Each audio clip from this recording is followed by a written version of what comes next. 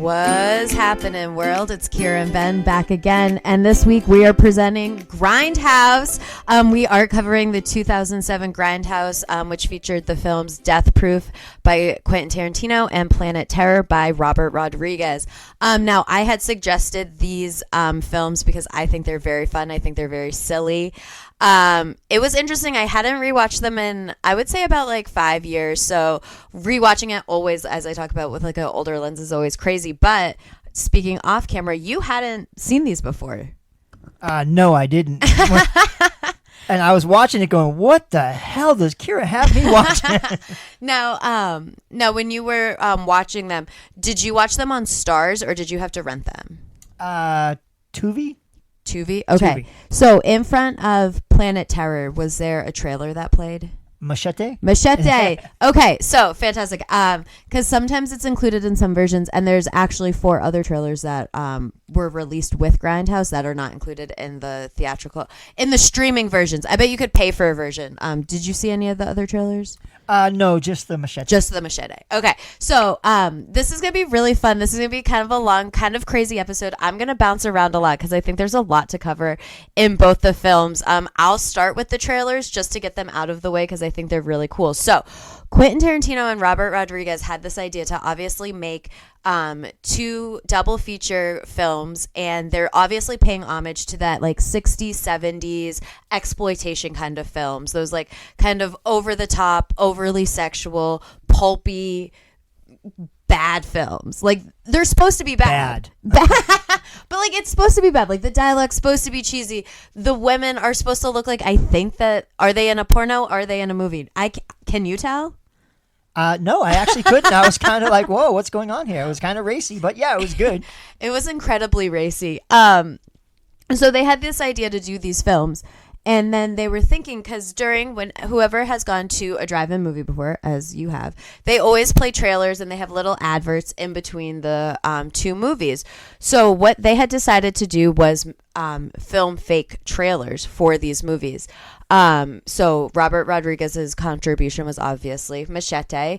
Those Rodriguez fans, as you know, he actually created that into a feature-length film starring Danny Trejo. Yeah, it's actually pretty good too. It's so good. And then did you see Machete Kills? No, I did not. It's so good too. Is it? All right, I have to watch that. I am a big Robert Rodriguez fan. The Faculty, have you seen that? I did see The Faculty. So good, that's right? Really good, yes. And then I think what he's most famous for, Spy Kids. Yeah, Spy Kids is great too.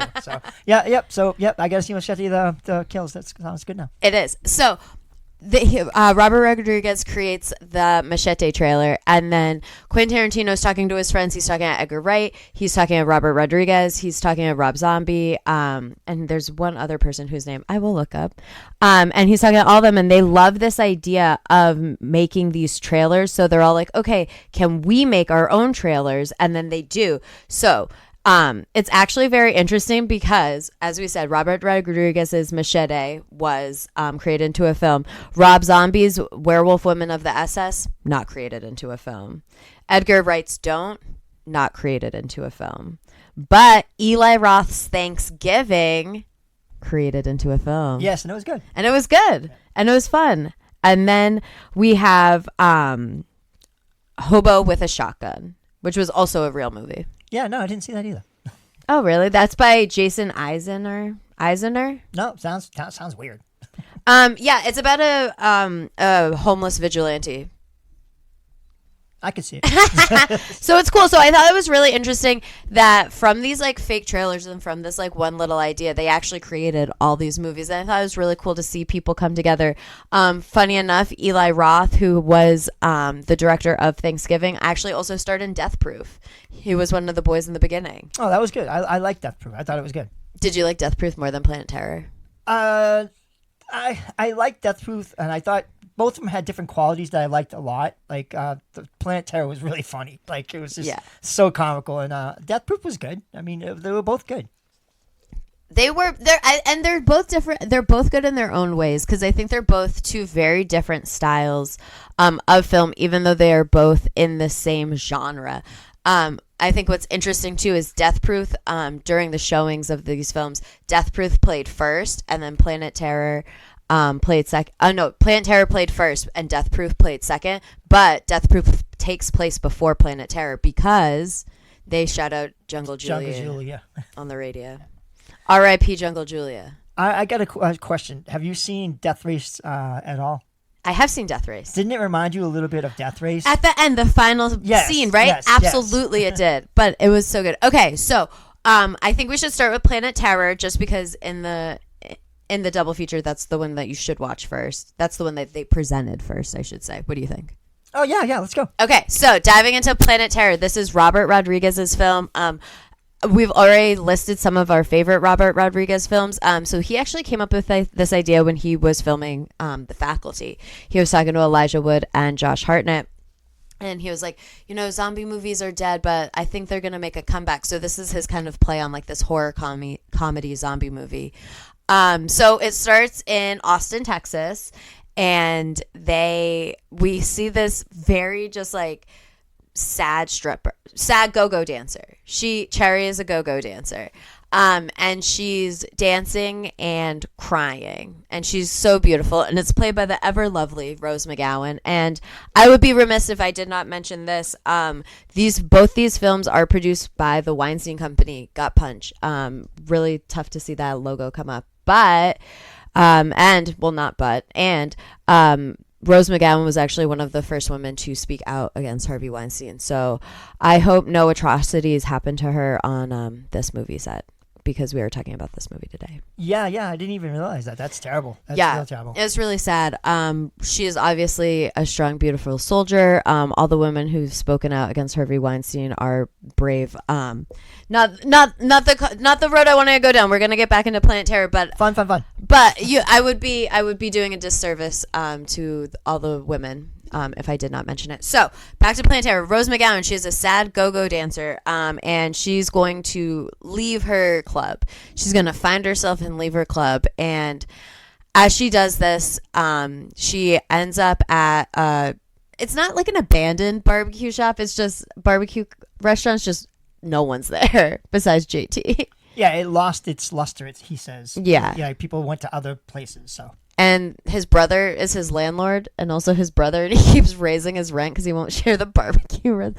Okay, so it's very funny, but like there are some tender moments. Two big jump scares in this movie. Fergie's in it for a little bit of time from the Black Eyed Peas, and then Bruce Willis.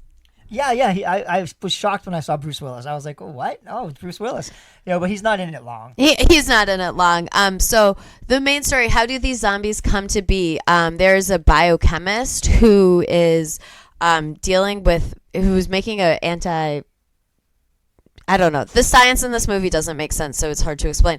It's basically just this poisonous gas that if you get exposed to it, you turn into a zombie, and you get these really gross boils, and parts of your bodies just deform and pussy. Yeah, that's a good word. And you get kind of just like blobby. I don't know, but like fast and strong. It's very funny. The violence in this one, I think, is quite comical. Love the use of practical effects. We always say practical is better than CGI. Oh, yeah, 100%. You can tell, like, the difference. No, you can. And I think it gives it more of that, like, 1960s, like, 1970s feel. So we see that they are exposed. So he's the main guy that's selling it, he's so funny. He's like this like intimidating kind of businessman, but he's a chemist, but also a businessman. And he had some funny lines about being like, science is my first love, but like money and capitalism is my second. I thought that was kind of funny. Yeah, that is kind of cool. It's kind of realistic. And it is realistic. He's like, I'm a scientist first, but I do need to make money. And I was like, true. So he gets double crossed because some people escape that have that are infected. And his way of doing that is having people cut his enemies' balls off, and then he keeps them in a jar. And the weird part is that he saved them after the jar broke.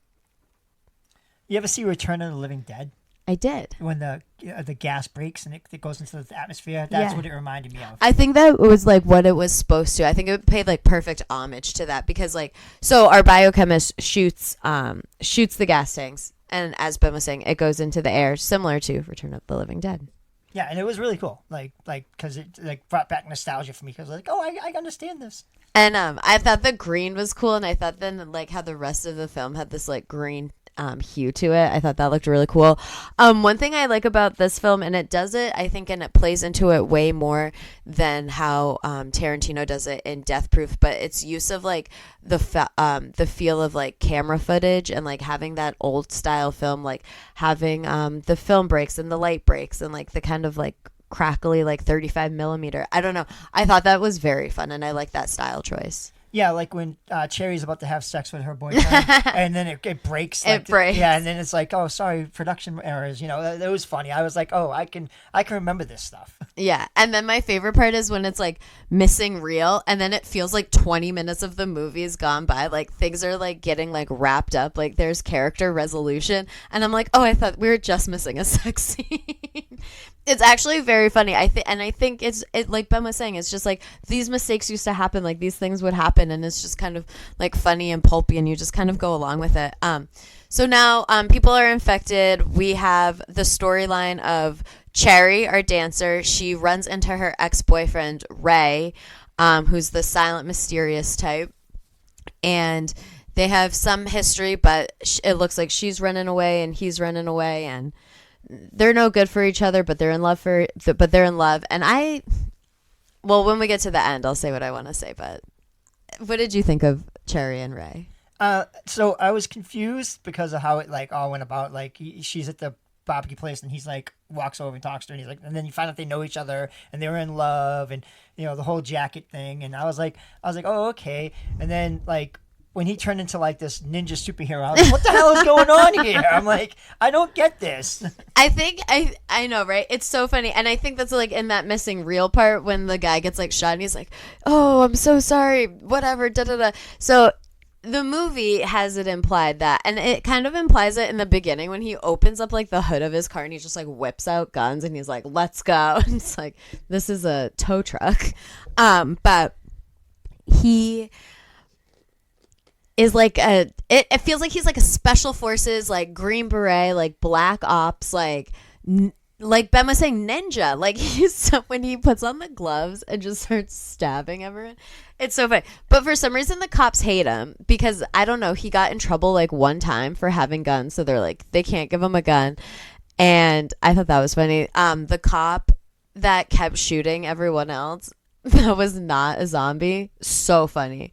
There's just a complete embarrassment of the police force, which I love to see in film. Yeah, I thought it was funny when he passed out all the badges and he's like, and no one shoot me. And then he ends up getting shot by the guy. And then he ends up getting shot. And he goes, Tolo, I can't believe it was you who shot me, you dumbass.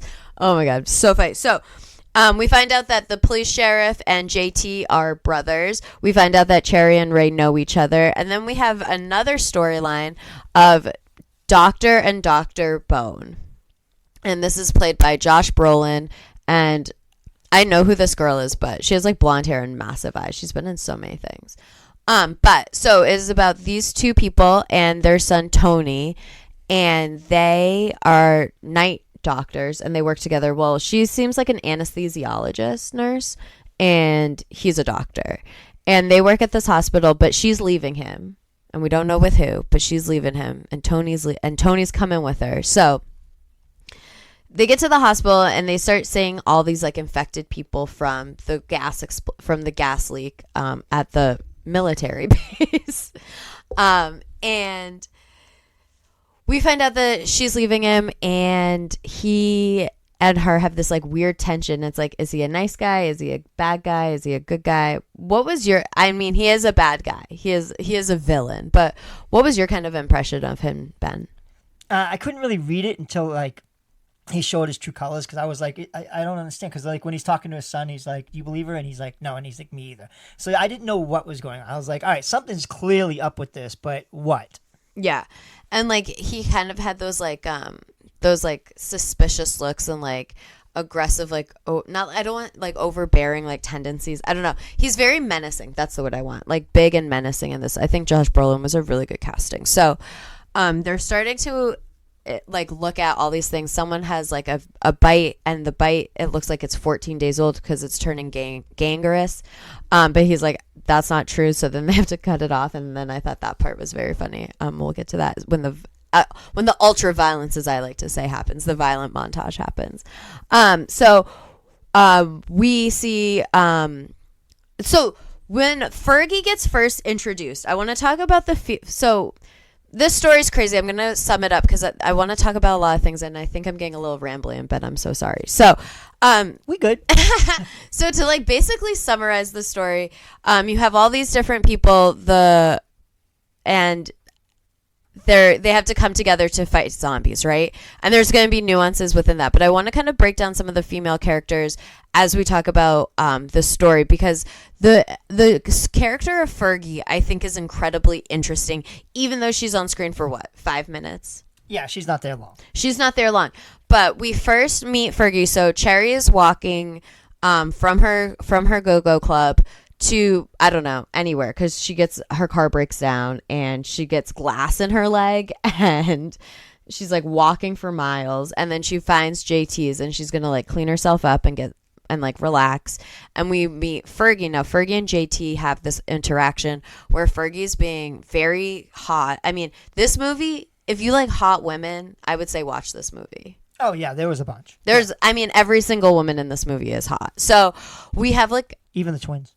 Yeah. So, did you know that the twins were in Death Proof too? No, I didn't even know there was a Death Proof too. No, Death Proof as well. Oh, yes. I did. Okay, know, yes. okay. I'm so sorry. Yeah. So, yes. So, watch this movie if you love hot women. So, Fergie comes out, and she's like, I don't know, what I imagine 13-year-old boys to imagine when they think of their dream girl, right? Hot. Yeah. She's hot. Big boobies. Leather jacket, long hair, knows about cars, is fixing her own car, doesn't need anybody. She's very assertive, right? And she's very tough, and she's very knowledgeable in this first scene that we see, correct? Oh, 100%. Like, she's like, yeah, it's the radiator, but it's not the radiator, it's just overheating, and I can just fix it with water. And like, she's very like, down to like, I know what's going on. Yeah, she knows what she's like. She's like smart. And then we see she's driving, like later on she's driving, and her car breaks down again, and she touches it, and it's like, I don't know, wrong. I don't know anything about cars. And then she just flips, like 100% flips, and is like wailing and like running through the streets, like trying to get someone to pull over, and she like can't. And it's like, I don't understand like why the switch flip, dude. It felt like such an odd character choice for me. Yeah, it was kind of weird. She got out the car, and then like it's like she heard something, like, and she looks around, and then all of a sudden she becomes from this strong person to this terrified woman. Maybe it's just like stereotypical 70s, 80s. And it is. It's like, oh, a woman in distress like loses all her facilities and just is hysterical and like can't get a grip, and like and I understand why they did it, but it's such an interesting that they did it with her character specifically, because they did not do it with Cherry's character, and they did not do it with the wife's character, and I forget her name. Yeah. I don't know. Maybe it was showing like the difference, like how people can change into something that they're not used to being.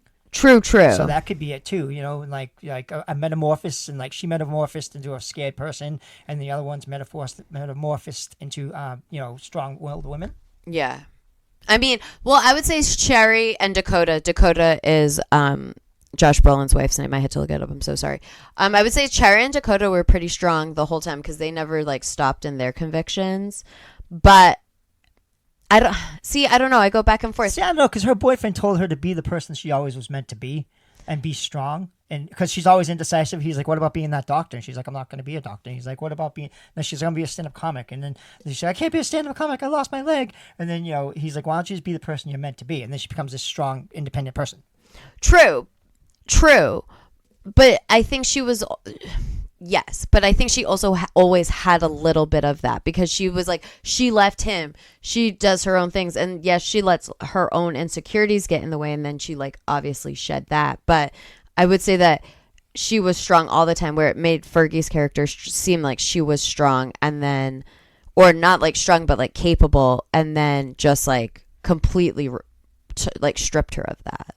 Yeah, I was looking at her more like she was strong, but she never took it all the way. Like she always wanted to be like a strong person, like always wanted to do these things, but something always held her back, and maybe this released her from being held back. Cherry, right? Yes, Cherry, not Fergie. Fergie. Fergie, okay. Yeah, and I can see that because now she's like uninhibited and like it's the end of the world. And I mean, when we talk about how her story ends, it's going to be very funny. So Fergie's character dies. She gets her brain ripped out and eaten and just annihilated. So pretty sad ending for the damsel in distress. But I guess if you're a damsel in distress, that's what happens to you. So we get to the hospital. Josh Brolin recognizes Fergie, and he like makes this like huge deal and like makes Dakota come down, and Dakota comes down and she has like obviously a very like big attack, like a panic attack about it, and she runs away. Josh Brolin then confronts her, and this is where I think when you were talking about like his true colors coming out, he starts threatening her. He numbs her hands so she can't use them. And it turns out that Fergie's character was actually who Dakota was leaving Josh Brolin for. Yeah, her ex-lover. And he goes, I didn't think, like, he was like, oh, you're lying to me, you're cheating, whatever.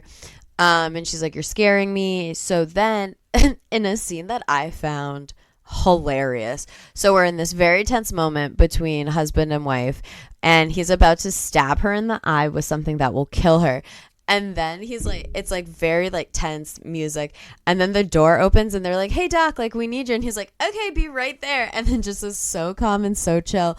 And I thought it was very funny. Yeah, it was funny. I like that. Just he's like, you gotta see this. And yeah. He's like, yeah, I'll be right there. I'll be right there. I always think that like juxtaposition is very interesting and very fun. And I think it breaks up the comedy in a way that's interesting. And then obviously she escapes. He does not get to kill her. He gets turned into a zombie because now there's so many infected people there.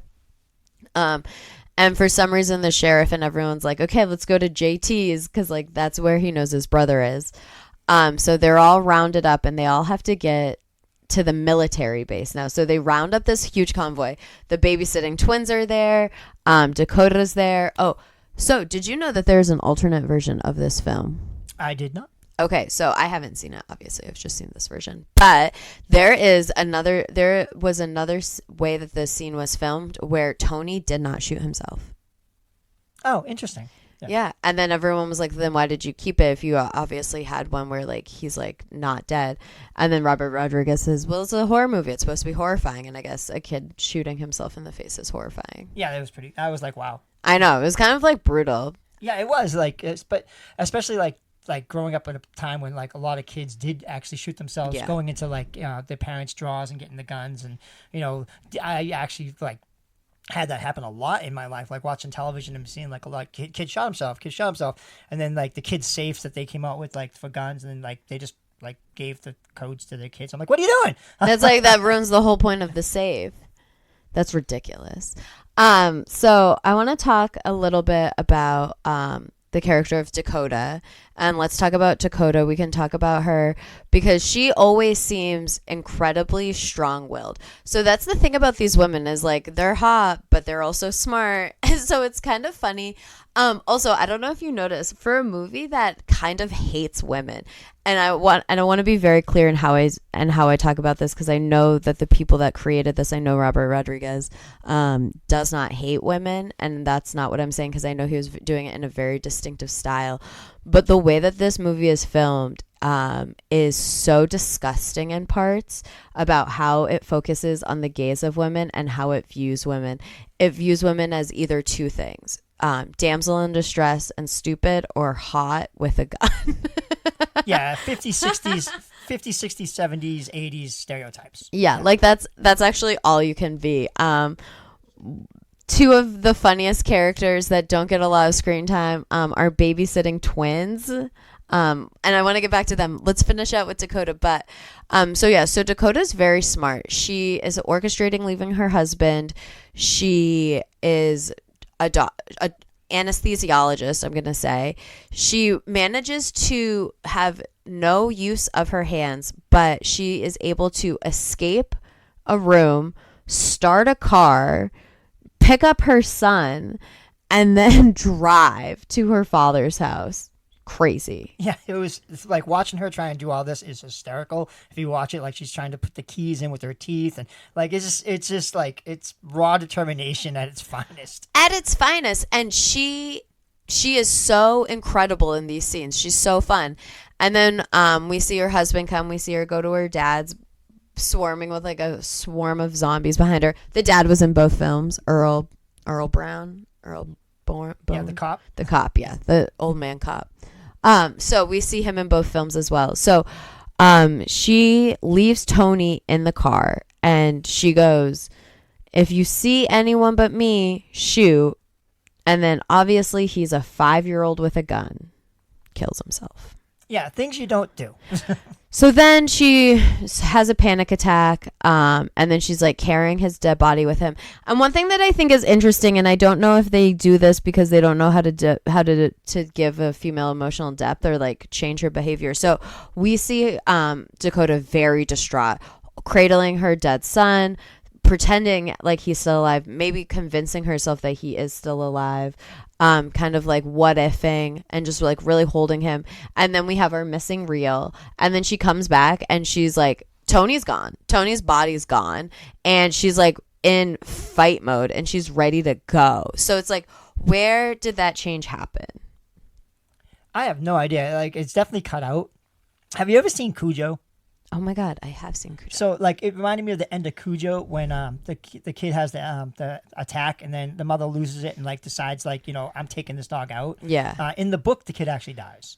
Really? Yes, he dies, and then the mother loses it and does it. I think it was like they didn't do that. Because Cujo kills him? No, he dies because of the heat and everything. He has the asthma and everything. He just dies in the car from like not being able to breathe.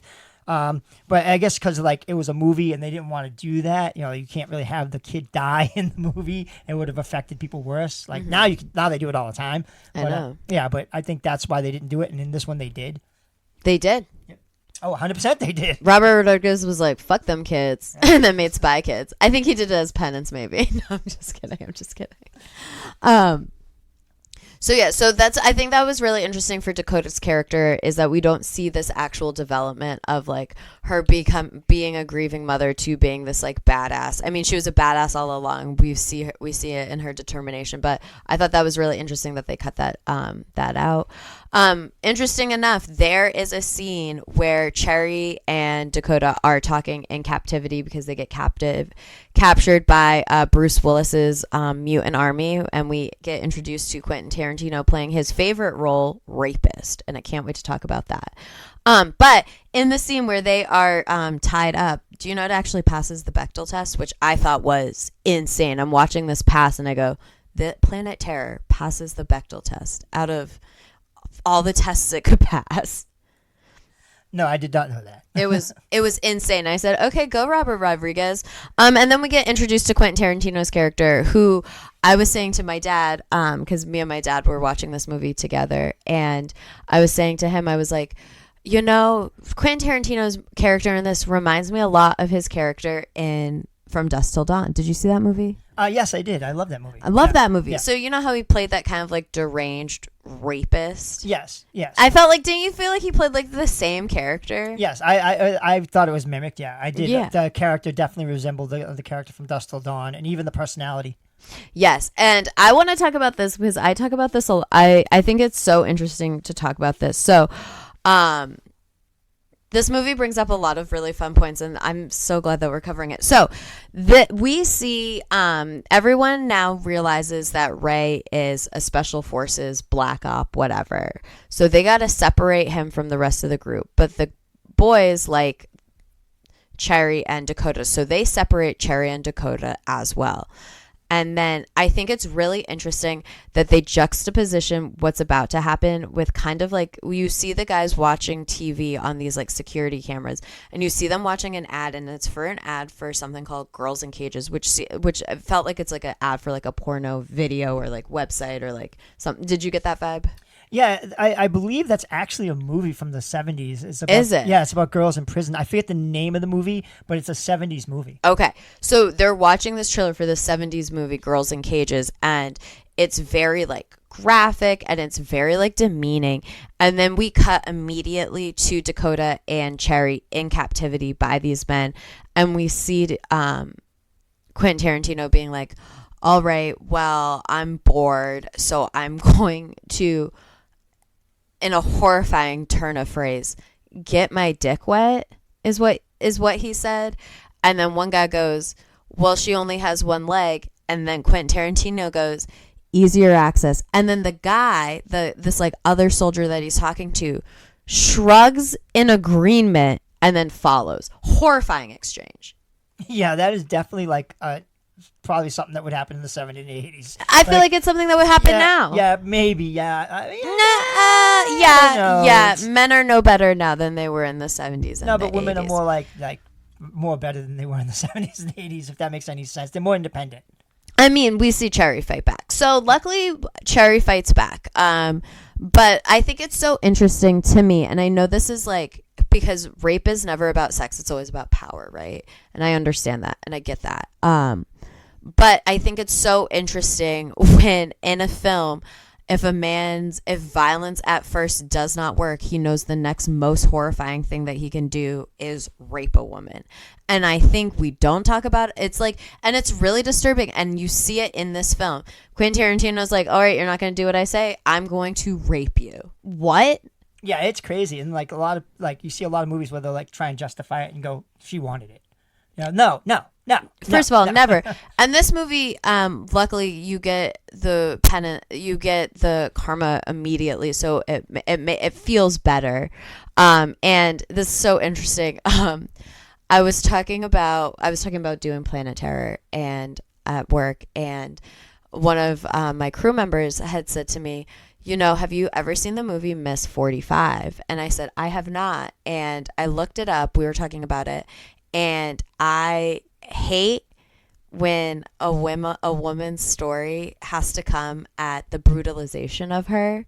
But it does sound really interesting because I do love female revenge. But yeah. Back to this.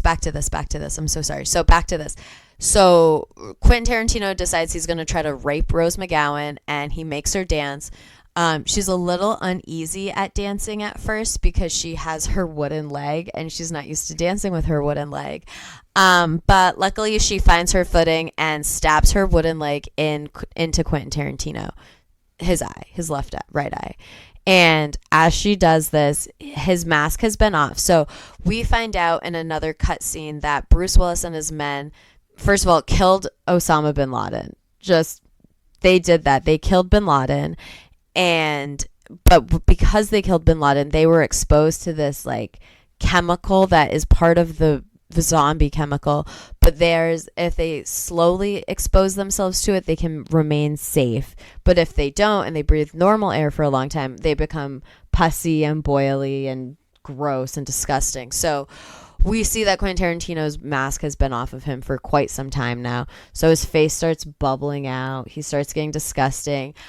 Since his pants are already down, we see his balls and his penis start to disintegrate away or like slop off. How would you describe it? It looked like when you do like marshmallows and you toast them and they starts getting all gooey and falling and everywhere. That's what It was disgusting. Yeah. So he dies, obviously. Ray comes in and now they have to escape. They have to escape the compound. And he goes, as in the scene that you had been talking about, he goes, all right, I need you to be who you were meant to be. And he has fashioned a machine gun. So instead of the peg, she now has a machine gun leg. With a rocket launcher. My question is, how does she fire? They don't get into that. They really don't. She just does. She just does. So now we're in our final battle, and they have to fight through this zombie army of Bruce Willis's military men. Bruce Willis is dead, and they realize that they can't be affected by this stuff. So they're like the cure. They're like the resistance in this like zombie world. So she launches herself into the air. There's a massive explosion. She flies over the wall and machine gun downs half of the people. We have the old go-go dancer owner flying the helicopter with the hot twins, using the blades as like a lawnmower blade and just cutting off the heads of all these zombie guys. We have a lot of big shootouts. It's really fun. High action. Ray gets shot a zillion times. Yeah, he gets gunned down. He gets gunned down. And then in something that I thought was so funny. So earlier in the film, Ray goes, oh, I'm so good. Like, I never miss. Like, because he's so good at, like, shooting. He goes, I never miss. I never miss. And now he's talking to Cherry, and he's dying in her arms. And she goes, it's going to be 2 against the world. It's us, it's us. And he goes, it will be 2 against the world. Touches her stomach and goes, I never miss. Because as Ben was saying, they do have a sex scene. So, insane. Now, they go to the water, and the way that they talk about water and like the land of the water makes it seem like they've never been to the water before, but they're from Texas, which is not a landlocked state. But they're in Mexico. They go to Mexico and they go, so their backs are to the water. So that's like, because that's where Ray told them to go. She's like their leader, Messiah, because she has the machine gun leg, and she also has a daughter. Because as we know, Ray never misses. So this is probably like, the daughter looked like maybe like 4 or 5 months. So this is almost like a year and a half after. Yeah, it was crazy. And I kept on thinking about what he was saying. I never missed, but they were in a relationship before, and I'm sure they had sex. So and I'm sure, so he missed actually all the time. It was like, oh, only when you want it. It was the logic of this movie. There's actually none. There's actually nothing that makes sense about this film, but it's fun. It's a lot of fun. It's funny. I laughed a lot of parts. I was just like, what has Kyra got me watching? Like, this is insane. It was a good laugh. I liked it a lot. It's very fun. It's pulpy. The action is insane. The dialogue is very funny. The ladies are very good looking. And if you want to see Quentin Tarantino get stabbed in the eye, I would watch it. Oh yeah. And loses balls. All right, so that wraps Planet Terror. Let's pretend we were taking a brief little interlude. Let's all go to the lobby. Let's all go to the lobby. See, we've been to the drive-in. And now we are back with our second presentation of Death Proof. So it kind of seemed like you like Death Proof a little bit more. It reminded me of a lot of movies I've seen before. Right, true. So I was like, oh, wait, and I was relating parts to it going, oh, this reminds me of this, and this reminds me of that. So, like, that's why. And, like, the zombie movies, I mean, that was great because, like, even with the helicopter part, that reminded me of Dawn of the Dead. Yeah. When he cuts the heads off. Yeah, so I both movies had, like, nostalgic feelings for me. Yeah. I think Death Proof is fun, and I kind of want to talk about the settings of like Death Proof, because I believe, as we were talking about, that Planet Terror and Death Proof are related, right? But I believe the first half of Death Proof happened, right? Like, you know what I'm saying? Mm-hmm. And then Planet Terror happened. And then between when they go to the ocean, when they go to Mexico, I think that's in that 14 months before the whole virus has like spread. That makes sense. What do you think? The timelines? Yeah. The timelines? Yeah, that's how I view it. And this will make more sense as we talk about it, but I just wanted to get your opinion on that. Oh, yeah. I can 100% see it. Like, it was like the Death Proof is kind of pre-apocalyptic world. And then the Planet Terror is the apocalyptic world. Yeah. And then, obviously, Jungle Julia dies. R.I.P. Jungle Julia. R.I.P.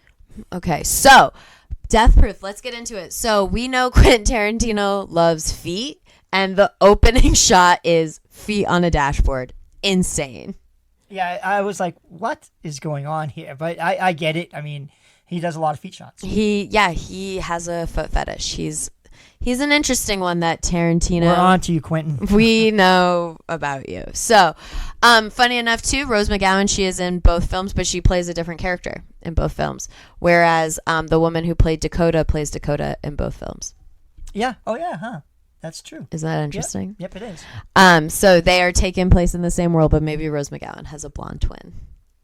Ooh. Plot twist.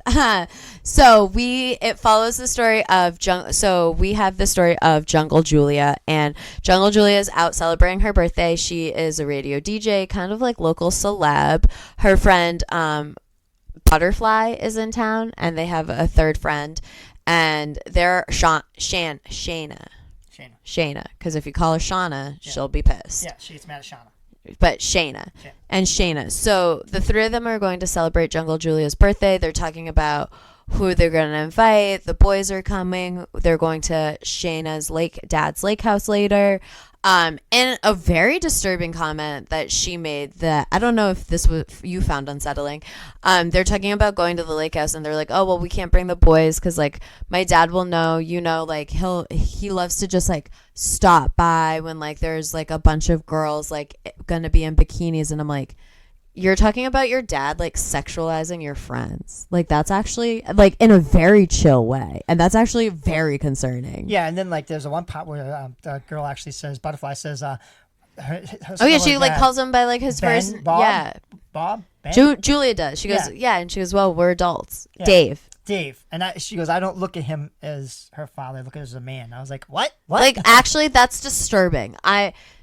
And I will say Robert Rodriguez had some questionable dialogue. The dialogue in this movie, even more questionable. Oh, yeah, I agree. I was astounded at some points. But again, it does pass the Bechdel test.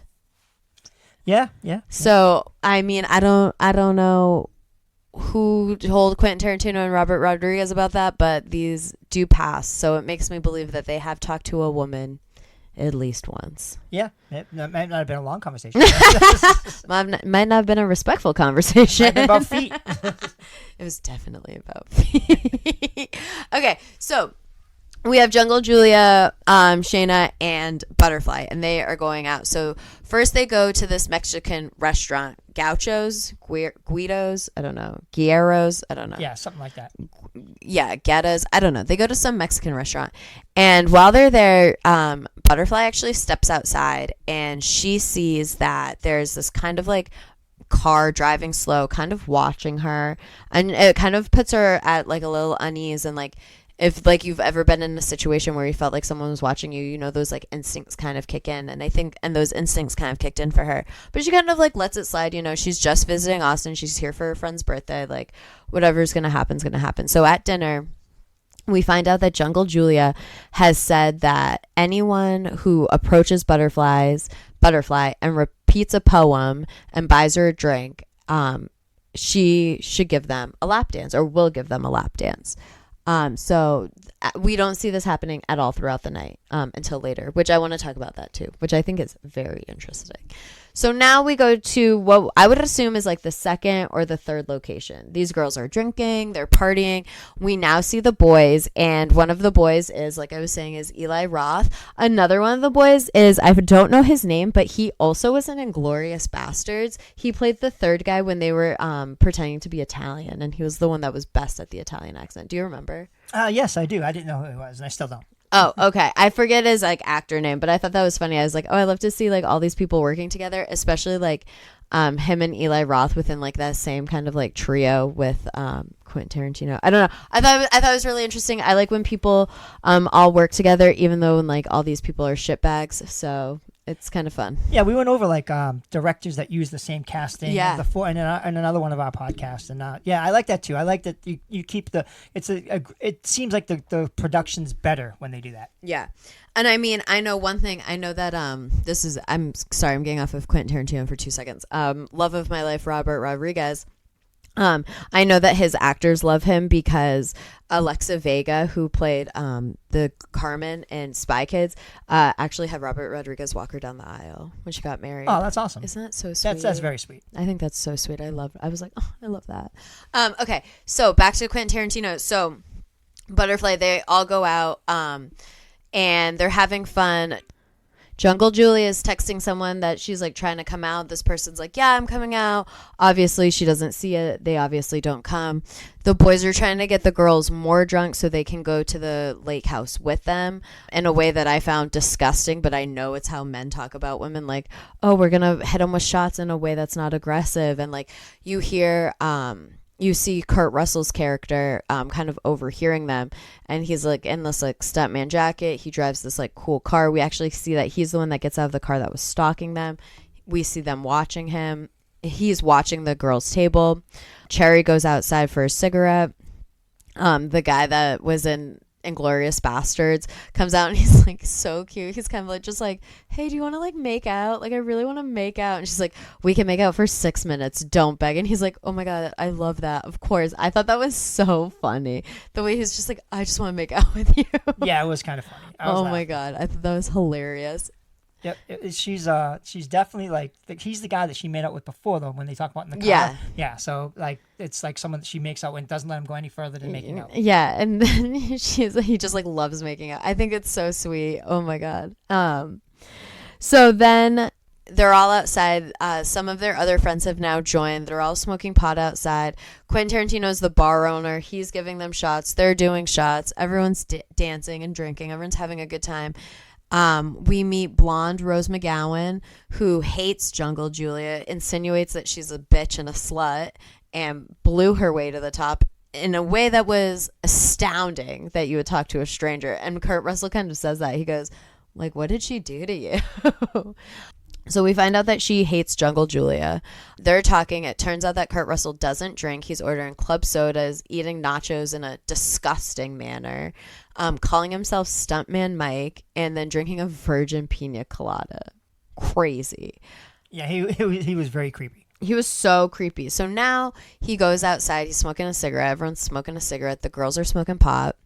And he buys Butterfly a drink and Jungle Julia. He gives them both beers, and he recites the poem, and he calls her Butterfly, and he asks for a lap dance. And now she's like kind of like no, and then he's like, okay, like what are you, chicken shit? And then she's like, oh my God, no one's ever gonna call me that.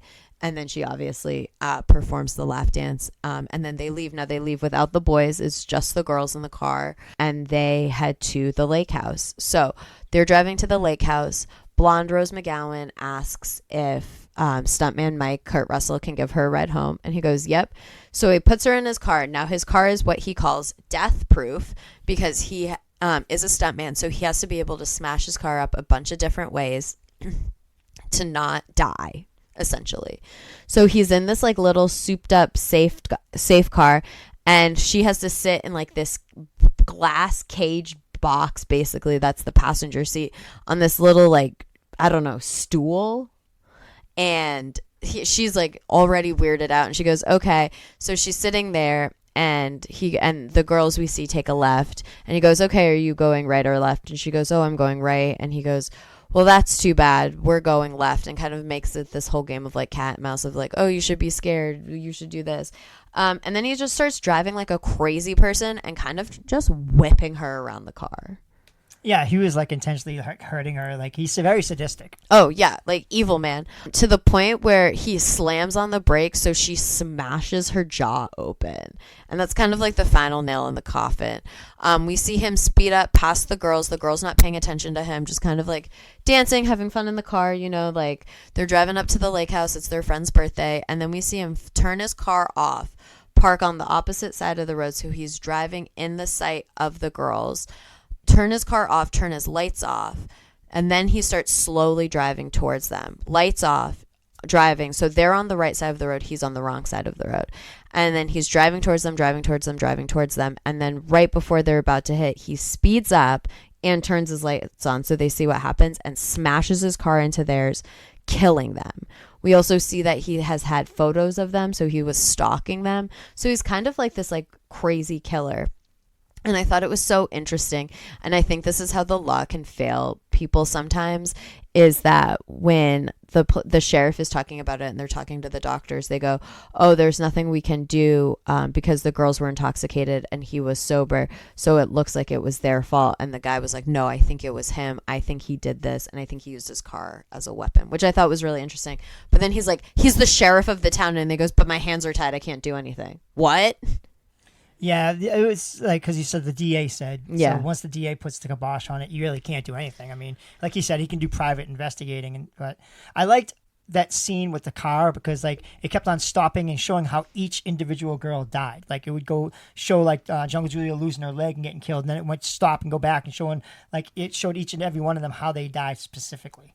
And I agree. I thought that was really cool because it would always go back to that, like, gear shift. And then it would start. And it was really interesting. Brutal deaths. Jungle Julia getting her leg ripped off. Crazy. The tire just smashing up Butterfly's face. Insane. Yeah, it was brutal. I mean, I will say both these movies are highly, highly gory. A lot of blood. A lot of dancing.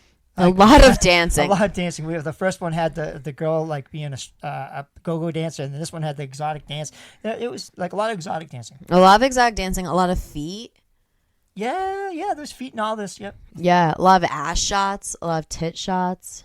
It's filmed. Yeah, 80s. Yeah, it's filmed through kind of this like very voyeuristic, like grotesque male point of view that I can only assume, like I had said, is what every 13-year-old boy and how they view a woman. But also I think they're staring at their boobs a lot because they're also 5'3". So I don't, you know what I'm saying? I don't know, Ben. I don't know. Yeah, it was very very erotic, both films. Yep. It was very erotic. Yeah, it was just kind of... So we have all these ladies died. He broke some of his bones. And now we see that we are 14 months later. And we have a whole new group of ladies. We got Zoe Saldana. We got Mary Louise Winstead. Who I thought was so cool was Zoe Bell. Actually played herself. And she is a real stunt woman. Yeah, that was pretty cool. I thought that was really cool. So I really liked that. The second group of girls, very fun. So they are all either actresses or stunt women or they work on the film set. So they're all in Austin, Texas for a month. Oh no, they're in Lebanon, Tennessee. So sorry.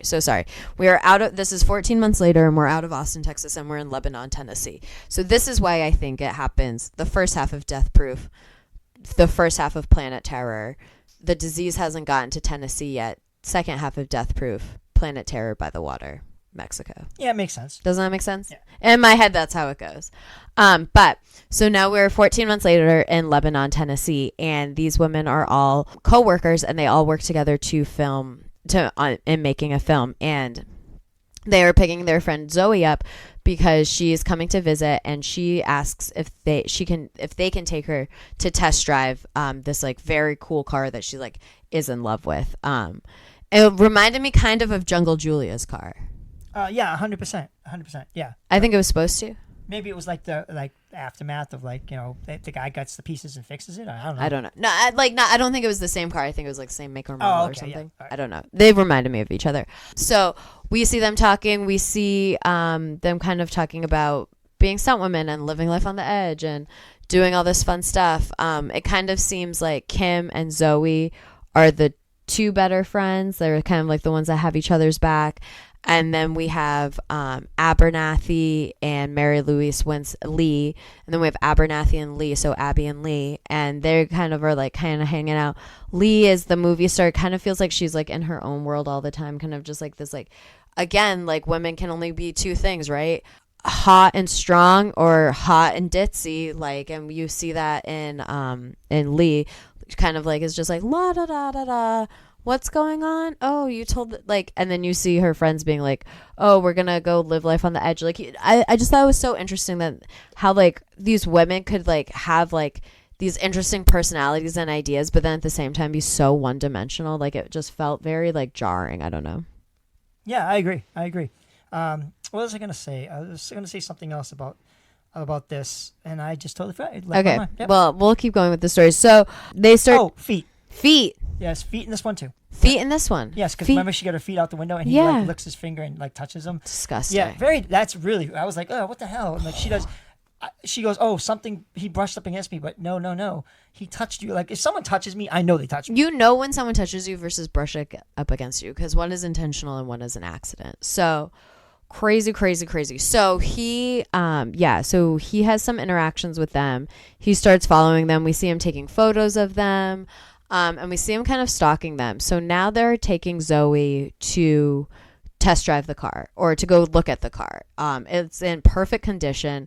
It's a gorgeous car. It looks like it has like a brand new engine. I don't know. Gorgeous. They're all hungover from the night before.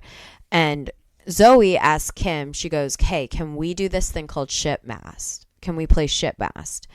And Kim's like, no. And Zoe's just like begging. And finally Kim's like, yeah, okay, whatever. We'll do this.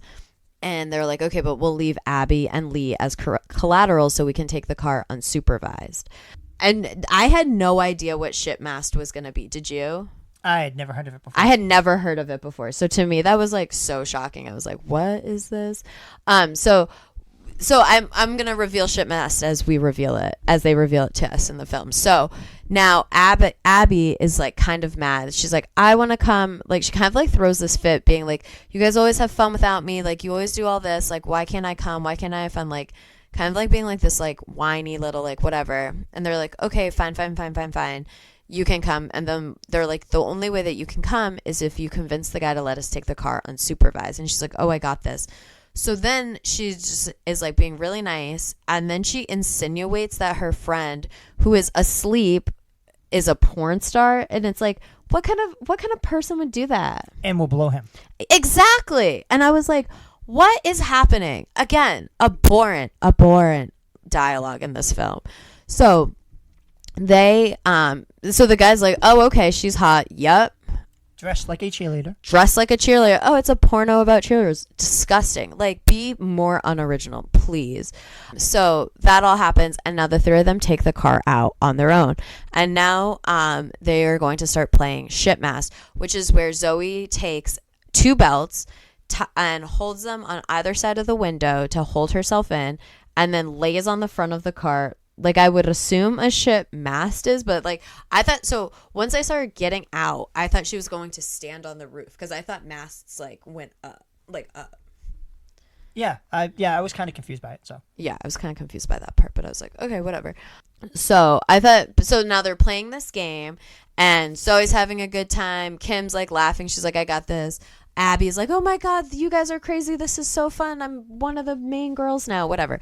Everyone's having a laugh. And then we see Kurt Russell kind of like, I thought it would have been so funny if they like played the Jaws theme when he just like started like driving up like da-na, na-na. And he starts chasing them and trying to kill them. And they now enter into a high-speed, volatile chase, which was so fun. And I want you to talk about old car chase scenes that this reminded you of, because I felt like it paid homage to a lot of things. Vanishing Point, I think, is the one that's coming most to mind. Yeah, I was thinking of Smoking the Bandit, The Dukes of Hazzard, all those type of like chase scenes and cut scenes. And yeah, it was good. Like the chase scenes were amazing in this. I thought it was really good.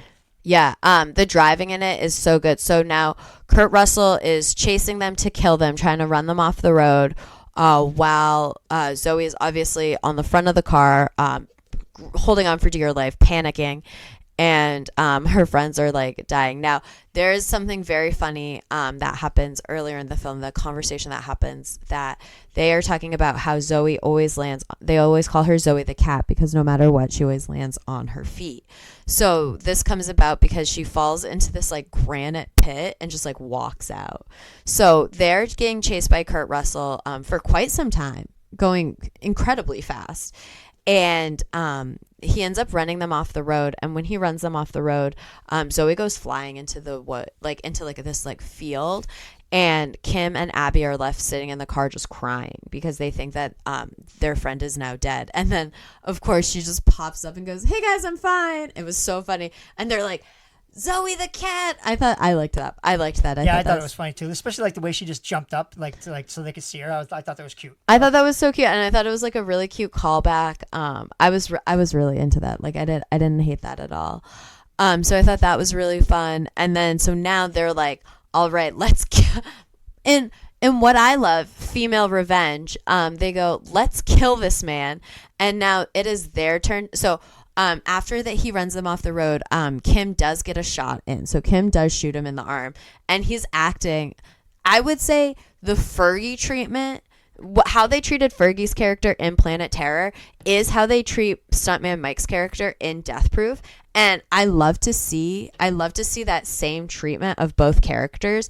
I think it's such an interesting choice to have your characters completely revert themselves, though, right? Yeah, I saw like predators like that, like when they actually get hurt or confronted, become cowards. Mm-hmm. Like so, like I related that. I was like, oh, I can see this, because now he's the victim. He's the victim. They like to victimize till they become the victim. Yeah, that's so true. And he does. So he gets shot, and he's just like, I guess now he drinks. So he's just chugging whiskey and like pouring on his wound and just crying. And now the girls are terrorizing him. They are driving insanely. Kim's pushing it. She's like, I'm going to kill this dude. They go crazy, right? Run him off the road. He's hanging out of the car, screaming, crying, begging, pleading for his life. And then they drag him out. And then just like in one of the funniest sequences I've seen, just take turns just beating the shit out of him. Yeah, they hit him a lot. And then they like bash his face in. Like they have a pole that they take. Like these women are brutal. Love to see it though. And that's actually how the movie ends. Yeah. She does a thing with her heels and smacks his face in. She like raises her leg and like smashes her heel like in front of her body into him. Kind of like we see this again in Kill Bill. Well, I think we see it first in Kill Bill. I do believe Kill Bill came out first. Yeah, like I totally related to that scene. I was like, wait a minute, I've seen that before. So like I thought that was pretty cool. Yeah, it was really cool. It was a fun movie. Okay, so what did you think of the Grindhouse double feature? I thought they were both hysterical in different ways. Each one had a different property that they brought to the table. I didn't know they went together, so like now that I see it, I did when they said Jungle Julia on the radio, I was like, oh wait a minute. So I did kind of relate it to that movie. So, but like now knowing that they both went together, I can see it, and yeah, they were good. I'd watch them again. Yeah, they're fun. Treatment of women is questionable though, so go on. Feet, booty, boobies, stereotypes, but it passes the Bechdel test. These women do talk about things other than men, so that is, I mean, shocking for the way that their characters are treated. It is super fun though. You can watch it on where did you watch it? Tubi, or Stars. You can watch it. You can obviously rent it and check out all the trailers, and then maybe check out the movies. Definitely check out Machete. Check out Thanksgiving. Check out Machete Kills. It's very fun. We got some really fun things planned up on the horizon. So always stay listening, stay active, write in. I know we haven't done any foreign films in a while, so I think we're going to try to dive back into that a little bit. Yeah, we're going to talk after we get off the air about doing some foreign films. Yeah, because we've been kind of America-centric for a while, so we're going to branch back out. But like, subscribe, write, share, post, I don't know. Tell people. If you watch these movies and you got something different, like, please let me know. Tell me your favorite Tarantino films. Tell me your favorite Robert Rodriguez films. I love seeing this duo work together. I think their styles really play well off of each other. I like Robert Rodriguez more. I have said this, but I do think that Quentin Tarantino is, people like him more, which is interesting. He's got more of a fan base, I'd say. I would say, but I love Robert Rodriguez. If you guys haven't, check out all his movies. Start with Machete, start with Spy Kids, start with The Faculty. Watch From Dusk Till Dawn. I love Dusk Till Dawn. I love From Dusk. Oh, talk about a great vampire movie. Yeah. Funny thing, I was working at a Pizza Hut and they had the soundtrack on there, and a little kid pushed it, and it was the part. It says pussy, and like we had to shut the machine off so fast. Oh my god, my literal worst nightmare. That is so funny though. It was, but it wasn't. It was, but it's funny now, not in the moment. But yeah, so thank you guys. As always, it's been a pleasure, and catch us next time on Woz Happening.